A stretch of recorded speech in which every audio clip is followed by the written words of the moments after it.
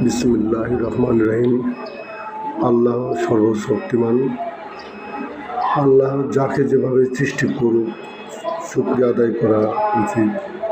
কারণ গত রাত 12:20 গাড়িতে আসছিলাম, এই সময় দেখি এক ভাই, দেখে অনেক কিছু শিখলাম। আল্লাহ তাকে সব কিছু দিয়েছে, কিন্তু তাকে চোখ দুটো দেয় নাই। সে অসহায়ের মতো বসে আছে। আমি তাকে জিজ্ঞাসলাম যে ভাই কোথায় নামবেন? সে বলল টঙ্গী স্টেশন রোড। তো আমি বললাম ঠিক আছে, তাকে টঙ্গী স্টেশন রোড নামের দেওয়ার ব্যবস্থা করলাম।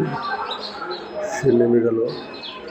তার গলাতে একটা লাঠি আছে, মানে ওটা দিয়ে সে চলাফেরা করে।